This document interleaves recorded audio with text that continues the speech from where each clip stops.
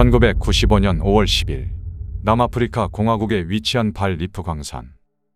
밤이 깊어가던 시간, 광산 깊은 곳에서 작업을 마친 광부들은 근무를 교대하기 위해 지상으로 올라가야 했습니다. 지상으로 올라가기 위해서는 광산 내부에 설치된 광산 엘리베이터를 이용해야 했습니다. 강도 높은 작업으로 인해 극도로 피로했던 광부들은 하루라도 빨리 퇴근하고 싶은 마음뿐이었습니다. 엘리베이터는 탑승 인원을 초과하지 않도록 해야 한다는 규정은 있었지만 그럼에도 불구하고 총 104명의 광부들이 엘리베이터 안으로 무리하게 탑승했습니다. 엘리베이터 내부는 숨이 막힐 정도로 사람들로 가득 찼고 발 디딜 틈조차 없을 만큼 빽빽한 상태였습니다. 그렇게 엘리베이터는 천천히 작동을 시작하며 지상을 향해 움직이기 시작했습니다. 피곤함에 지친 광부들은 서로 이야기를 나누며 잠시나마 긴장을 풀고 있었습니다. 그런데 갑자기 엘리베이터 위쪽에서 거대한 충돌음이 울려 퍼졌습니다. 모두가 놀라 고개를 들어 위를 바라보자 엄청난 속도로 거대한 물체가 엘리베이터를 향해 떨어지고 있었습니다. 그 물체의 정체는 12톤에 달하는 거대한 광산 열차의 객차였습니다. 절체절명의 위기가 다가오고 있었고 그 순간 엘리베이터 내부는 공포로 가득 찼습니다. 남아프리카 공화국은 세계 금 매장량의 절반 이상이 채굴될 만큼 광물 자원이 풍부한 나라로 잘 알려져 있습니다. 그 중에서도 남아공 북서부에 위치한 발 리프 광산은 세계에서 가장 깊고 중요한 금광 중 하나로 한 해 동안 약 75톤에 달하는 금을 생산해왔을 정도로 아프리카에서 가장 풍부한 금 매장지로 유명합니다. 광산의 깊이는 약 2.5km까지 뻗어있는 대규모 크기를 자랑하며 현재까지도 꾸준히 금을 채굴하고 있는 발 리프 광산은 남아공 경제에 있어 매우 중요한 역할을 하고 있습니다. 이처럼 광물 자원이 풍부한 남아프리카 공화국은 20세기 초반 서구권의 여러 광산 채굴 기업들의 주목을 받았습니다. 이들은 값싼 노동력을 이용하기 위해 인종차별 정책인 아파르트헤이트를 악용했으며 아프리카 흑인 광부들을 착취하는 데 주저하지 않았습니다. 이러한 정책 덕분에 소수의 백인들은 남아프리카에서 거의 모든 부와 권력을 독점할 수 있었습니다. 당시 발 리프 광산은 엄청난 규모로 많은 인력을 필요로 했기 때문에 수많은 광부가 이곳에서 근무했습니다. 광산은 그들에게 생존을 위한 유일한 생계 수단이었으며 남아프리카 공화국을 비롯해 이웃 국가인 짐바브웨, 모잠비크, 보츠와나 등지에서 사람들이 일자리를 찾아 몰려들었습니다. 광부들은 가족을 떠나 오랜 시간 타지에서 일하며 생계를 유지해야 했습니다. 하지만 이곳에서 흑인 광부들의 삶은 매우 가혹했습니다. 이들은 위험천만한 환경에서 끊임없이 착취당하며 일해야 했고 폭발 사고나 광산 붕괴로 인해 크게 다치거나 목숨을 잃는 일이 빈번했음에도 기업들은 그들의 안전에 무관심했습니다. 노동에 대한 보상 역시 형편없었으며 평균 급여는 약 125달러에 불과했습니다. 심지어 가장 많이 받는 경우에도 500달러를 넘는 일은 드물었다고 전해집니다.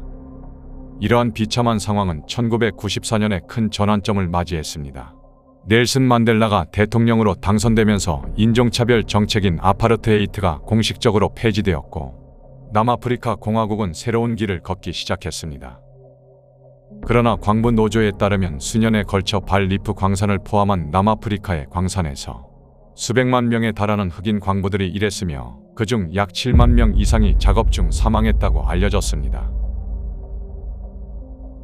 1995년 5월 10일 아파르트헤이트 정책이 폐지된 지 1년이 지났음에도 발 리프 광산은 여전히 분주했습니다.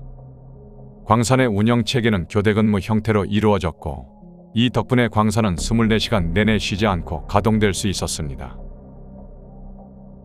광산 지하의 가장 깊은 곳은 온도가 무려 50도를 웃돌았으며 이를 완화하기 위해 환기 시스템이 가동되고 있었습니다. 이 환기 시스템 덕분에 광부들이 안전하게 작업할 수 있도록 중요한 역할을 했습니다. 환기 시스템이 공기 품질을 개선했음에도 불구하고 광부들은 여전히 텁텁한 공기와 먼지를 마시며 작업해야 했습니다.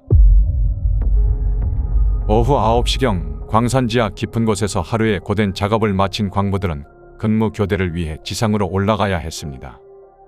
그들은 광산 엘리베이터에 몰려들어 하나둘 탑승하기 시작했습니다. 104명의 광부가 엘리베이터에 탑승하자 내부는 숨이 막힐 정도로 빽빽하게 차올랐습니다. 하지만 오늘 하루를 무사히 마쳤다는 안도감과 지상에서 깨끗한 공기를 마실 수 있다는 기대감에 광부들은 이 정도 불편함은 충분히 참을 수 있었습니다. 그렇게 엘리베이터가 천천히 올라가기 시작해 지상의 3분의 1 지점쯤 도달했을 무렵 위쪽에서 갑작스럽게 엄청난 충돌음이 울려 퍼졌습니다. 놀란 광부들이 고개를 들어 위를 바라본 순간 그들은 절망에 빠질 수밖에 없었습니다. 지상에서부터 12톤에 달하는 광산 열차의 객차가 엘리베이터를 향해 빠른 속도로 떨어지고 있었습니다. 그리고 그 객차는 순식간에 광부들을 태운 엘리베이터와 충돌했습니다. 충격은 상상조차 할 수 없을 만큼 강력했으며 엘리베이터는 곧바로 500m가량 떨어지며 바닥과 충돌했습니다. 엘리베이터는 바닥과 충돌함과 동시에 거대한 객차의 무게가 더해지며 완전히 찌그러졌고 엘리베이터에 탑승한 104명 전원이 완전히 짓눌리게 되는 끔찍한 참사가 벌어졌습니다. 충돌 이후 엘리베이터는 원래 크기의 절반도 되지 않을 정도로 찌그러졌으며 내부는 눈으로 보기조차 힘든 처참한 상태였습니다. 사고 직후 광산 내부에는 경고등이 울려 퍼지며 광산은 무아지경의 비상 상황이었습니다. 광산에서 작업 중이던 나머지 400명의 광부들은 즉시 대피했고 지상에서 근무 중이던 직원들 역시 엘리베이터에 타고 있던 광부들이 살아남을 가능성이 거의 없다는 것을 깨달았습니다. 그들이 할 수 있는 일은 곧바로 구조대에 신고를 하는 것뿐이었습니다. 사고 소식이 전해지자 경찰과 의료진은 즉시 현장으로 출발했습니다. 당시 산업광물부 장관이었던 피크보타도 사고 소식을 듣고 급히 현장에 도착했습니다. 구조대원들은 현장에 내려왔을 때 참혹한 광경을 보고 충격을 금치 못했습니다. 피크보타는 살면서 제가 본 것 중 가장 끔찍한 광경이라고 묘사했고 전국 광부노조 위원장인 제임스 모틀라 씨는 살점과 잔해들이 사방에 흩어져 있었다라고 회상했습니다. 구조대원들조차 엘리베이터 내부의 상태를 보고 사람들이 단순히 사망한 것이 아니라 엘리베이터와 한 덩어리로 융합된 듯한 상태였다고 말할 정도로 끔찍한 상황이었습니다. 구조 작업은 사실상 불가능했습니다. 살아남은 사람은 단 한 명도 없었습니다. 그렇게 구조 작업은 자연스럽게 시신 수습 작업으로 전환되었습니다. 하지만 사고 현장은 광산 깊숙한 곳에 위치해 있었고 극심한 열기 때문에 시신이 빠르게 부패하기 시작했습니다. 그래서 시신의 수습과 시신의 식별이 어려웠습니다. 그리고 환기 상태가 좋지 않아 구조대원들은 피비린내 속에서 작업을 이어가야 했습니다.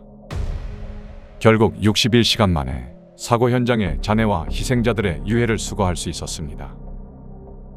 수습 작업을 완료한 구조대원들은 끔찍한 트라우마를 호소했으며 이를 치유하기 위해 개별 심리상담과 트라우마 치료를 받았습니다. 또한 작업 중 노출된 환경으로 인해 구조대원 모두 B형 간염 검사를 받아야 했습니다. 이 사고는 남아프리카 공화국의 역사에서 가장 충격적인 참사 중 하나로 기록되었습니다. 사고 직후 조사위원회가 곧바로 꾸려져 사고 원인에 대한 철저한 조사가 시작되었습니다. 조사 결과 이번 사고는 단순한 우연이 아니라 언제든 발생할 수 있었던 재해임이 드러났습니다. 광산 열차는 광산에 깔린 레일을 따라 이동하며 광부들과 장비를 운반하는 열차였습니다.